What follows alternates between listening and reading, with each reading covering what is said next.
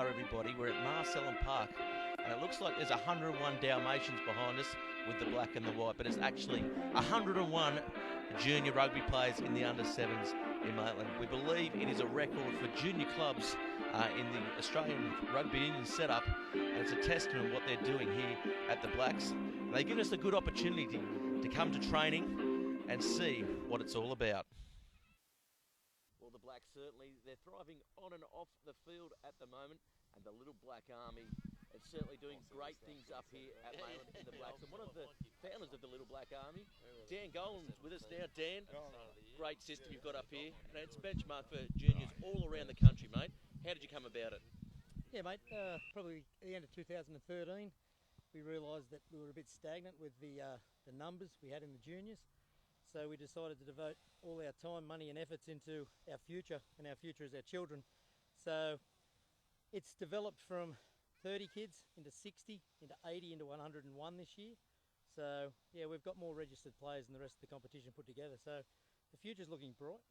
Yeah, and the sevens, they play against each other here. Understandably, some of the clubs a little off put, but it's for the growth of your guys, and they come through into the 8s, 9s, 10s, and so on into the senior club too. Yeah, there was a little bit of pushback from the HJAU to start with that was going to damage their competition, but I guess the challenge is out there for all the other clubs to probably adopt a model similar to ours. We've offered to come and show our model to anyone that wants to listen, because it really has worked. It's a really good thing for our club, and it's from the ground up, mate. It's our club's flying at the moment. Well, we hear, I guess, through all the media, ARU, everywhere, they're always talking about grassroots. Well, under sevens, it is the grassroots. It's the start of grassroots. How important is it to a club like Maitland to have a strong grassroots system? Oh, Gareth, it's massive for us. You look around here, mate. These are our own grounds. We get no help from the council. We have to come up with our own funds, and part of that is developing more and more members. 100 kids brings 300 people to the ground every Saturday. Mate, we just hope that they continue to play on. We're sending 3 teams into the 8s, 9s, 10s every year. So look out in 5 or 6 years, I guess. Well, not look out in 5 or 6 years. I guess it's coming through. And I guess a 100-game veteran on the weekend, Nick Davidson.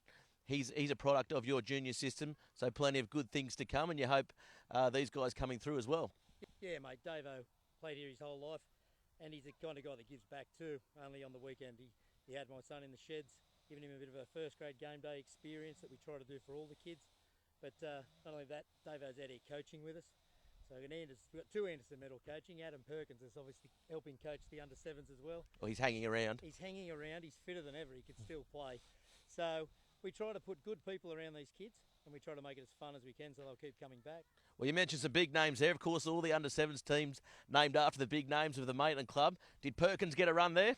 Mate, not just yet. He'd have to keep playing a little while longer. I think 600 games was the cut-off for a family to get a team named after him. So the Perkins are close, though. Yeah, very good. Well, maybe the brothers combined might get a side. Yeah, the 2 brothers, Luke and Adam, are coaching one team, so I'm just so worried they're going to tread on one of those children. They're a couple of big boys. Yeah, very good. All the best, and I guess if anyone listening out there, how they can get in contact with the program, how do they go about contacting you about this? Yeah, mate, I made the mistake a few years ago of putting my phone number on all the posters. So through our junior Facebook page is the best, just Maitland Junior Rugby. But yeah, next year we're hoping for 120, 130, and we'll probably break it into under 6s and 7s next year. But yeah, we're really proud of this, and it's been a lot of hard work, but we're starting to reap the rewards. Whoa, whoa, whoa, whoa, whoa. We'll do it together. 2. Keep your feet down. 2. Come on, 2. As you can see, the kids love doing the tough stuff, and they really enjoy it out here at Marcellin Park. Everyone is enjoying their moment. Next year I get to tackle, playing tagging. It's fun and tackling. Like trying the school tries. Once I scored 8. Very good. To the casual observer, it looks like organised chaos. But these Blacks kids, they just love playing for their team, as do the parents and the coaches who organise these under-7s each week.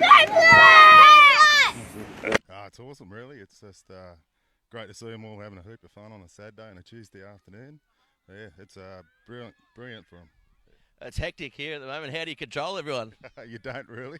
It's just organised chaos, but no, it's pretty well run by Surly and Goal, and they do a really good job of organising the teams. And yeah, the kids come here and have a ball. Doesn't matter about the chaos. Well, you have to teach them the team song.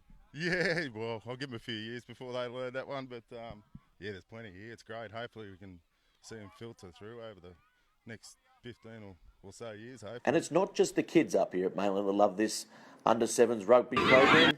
It's the parents as well. Fantastic. It encourages all the kids to come and play together.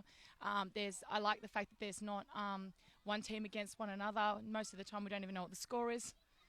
The kids are just out there having a good And when time. you've got 101 little black kids running around, crawling around the ground playing rugby, it sure builds up an appetite. So what best to feed them after training on this lovely night at Marcellin. But 135 pizzas were ordered for the kids to tuck into after training, showing that the Maitland Rugby Club is certainly solidifying these young, up-and-coming rugby union players. And it's one of the only places in the world where the future certainly does look black. We passed balls and scored goals. We were training, doing our tries in tagging. Because my brother and sister, my brother does, and I wanted to be a rugby player. You tag people and if they get tagged. I play rugby. I like scoring tries, and my dad used to play footy, but he broke his leg, so he doesn't want to play anymore. Because we're tough at the Blacks. I like kicking balls. Black. 4. I love the tackles and the Doe Blacks. Doe Blacks. 1. Well, that concludes our big adventure up to Marcellin Park in Maitland. And that is what 101 crazy kids look like when they're playing the great game of rugby. Thanks very much for tuning in. I'm Gareth Wozniak, and we'll catch you next time.